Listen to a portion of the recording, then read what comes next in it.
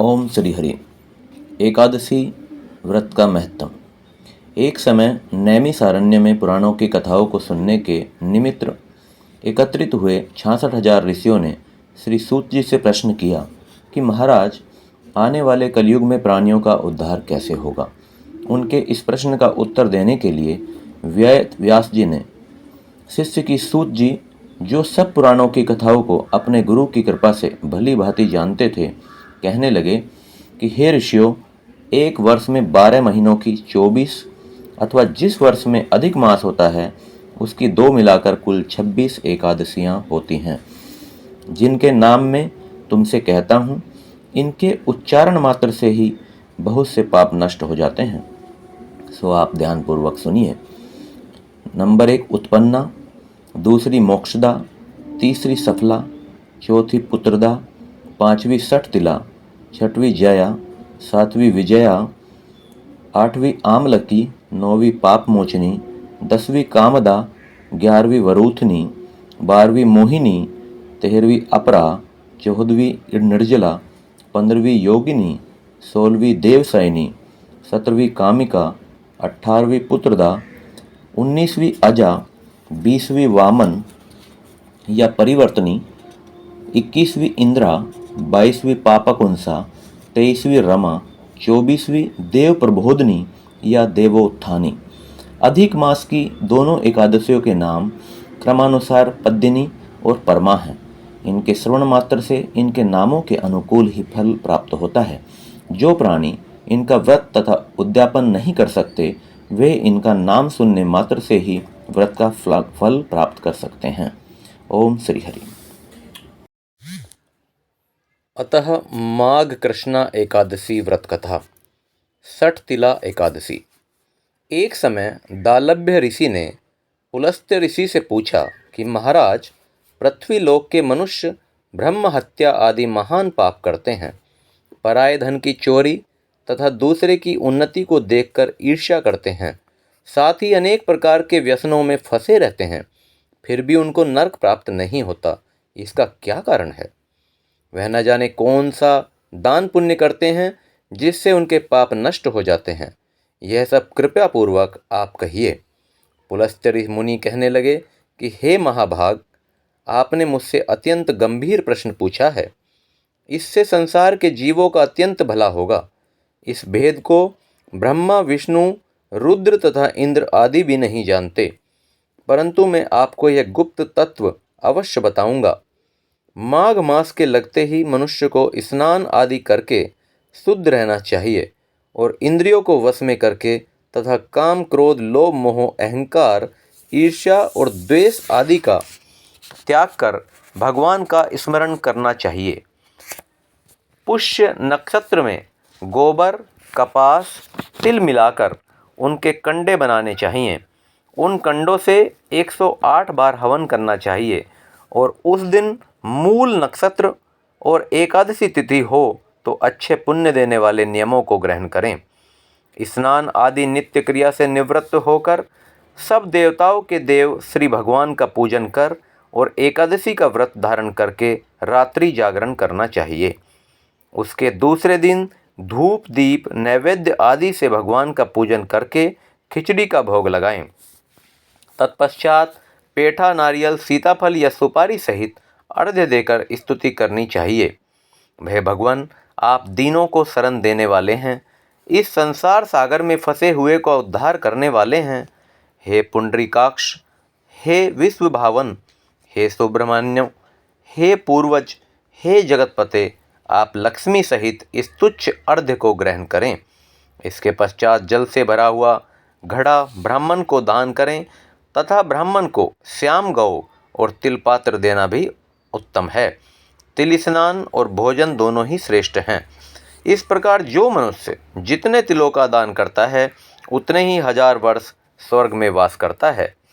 तिल स्नान, तिल का उपटन, तिल का हवन, तिल का तर्पण, तिल का भोजन और तिलों का दान, ये तिल के 6 प्रकार के प्रयोग होने के कारण यह सठतिला एकादशी कहलाती है। इस व्रत के करने से अनेक प्रकार के पाप नष्ट हो जाते हैं। इतनी कथा कहकर पुलस्त्य ऋषि कहने लगे कि अब मैं इस सटतिला एकादशी की कथा तुमसे कहता हूँ। एक समय नारद जी ने भगवान विष्णु से यही प्रश्न किया था और भगवान ने जो सटतिला एकादशी का महत्व नारद जी से कहा सो मैं तुमसे कहता हूँ। नारद जी कहने लगे कि हे भगवान, सटतिला एकादशी का क्या पुण्य होता है और इसकी क्या कथा है, सो मुझसे कहिए। भगवान कहने लगे कि हे नारद, मैं तुमसे आंखों देखी सत्य घटना कहता हूँ, तुम ध्यानपूर्वक सुनो। प्राचीन काल में मर्त्यलोक में एक ब्राह्मणी रहती थी। वह सदैव व्रत करती रहती, इससे उसका शरीर अत्यंत दुर्बल हो गया। यद्यपि वह अत्यंत बुद्धिमान थी, तथापि उसने कभी देवताओं या ब्राह्मणों के निमित्त अन्न या धन का दान नहीं किया था। इससे मैंने सोचा कि ब्राह्मणी ने व्रत आदि से अपना शरीर शुद्ध कर लिया है, अब इसको विष्णु लोक तो मिल ही जाएगा, परंतु इसने कभी अन्न दान नहीं किया है, इससे इसकी तृप्ति होनी कठिन है। ऐसा सोचकर मैं एक भिखारी बनकर मर्त्यलोक में उस ब्राह्मणी के पास गया और उससे भिक्षा मांगी। वह ब्राह्मणी बोली कि महाराज, आप यहाँ किस लिए आए हैं? मैंने कहा कि मुझे भिक्षा चाहिए। इस पर उसने एक मिट्टी का ढेला मेरे भिक्षा पात्र में डाल दिया। मैं उसे लेकर स्वर्ग में लौट आया। कुछ समय पश्चात वह ब्राह्मणी भी शरीर त्याग कर स्वर्ग में आ गई। उस ब्राह्मणी को मिट्टी का दान करने से स्वर्ग में सुंदर महल मिला, परंतु उसने अपने घर को अन्न आदि सब सामग्रियों से शून्य पाया। घबराकर वह मेरे पास आई और कहने लगी कि भगवान, मैंने अनेकों व्रत आदि से आपकी पूजा की, परंतु फिर भी मेरा घर अन्न आदि सब वस्तुओं से शून्य है, इसका क्या कारण है? मैंने कहा कि पहले तुम अपने घर जाओ, वहाँ देव स्त्रियाँ तुम्हें देखने के लिए आएंगी। पहले उनसे सटतिला एकादशी का पुण्य और विधि सुन लेना, तब द्वार खोलना। मेरे वचन सुनकर वह अपने घर गई। जब देव स्त्रियाँ आईं और द्वार खोलने के लिए कहा तो ब्राह्मणी बोली कि आप मुझे देखने के लिए आई हैं, तो सटतिला एकादशी का महत्व कहिए। उनमें से एक देव स्त्री कहने लगी कि मैं कहती हूँ। जब ब्राह्मणी ने सटतिला एकादशी का महत्व सुन लिया, तब उसने द्वार खोला। देवांगनाओं ने उसको देखा कि न तो वह गांधर्वी है और न आसुरी है, वरन पहले जैसी मानुषी है। उस ब्राह्मणी ने भी उनके कथा अनुसार सटतिला एकादशी का व्रत किया। इसके प्रभाव से वह सुंदर और रूपवती हो गई। उसका घर अन्न धन आदि समस्त सामग्रियों से युक्त हो गया। अतः मनुष्य को मूर्खता त्याग कर सटतिला एकादशी का व्रत और लोभ न कर तिलादि का दान करना चाहिए। इससे दुर्भाग्य, दरिद्रता तथा अनेक कष्ट दूर होकर उसको मोक्ष की प्राप्ति होती है। ओम श्री हरि। जय जगदीश हरे स्वामी, जय जगदीश हरे। भक्त जनों के संकट क्षण में दूर करे, ओम जय जगदीश हरे। जो ध्यावे फल पावे, दुख विन से मन का। सुख संपत्ति घर आवे, कष्ट मिटे तन का। ओम जय जगदीश हरे। मात पिता तुम मेरे, शरण गहूँ मैं किसकी। तुम बिन और न दूजा, प्रभु बिन और न दूजा। आस करूं मैं जिसकी, ओम जय जगदीश हरे। तुम पूरन परमात्मा, तुम अंतर्यामी। पार ब्रह्म परमेश्वर, तुम सबके स्वामी। ओम जय जगदीश हरे।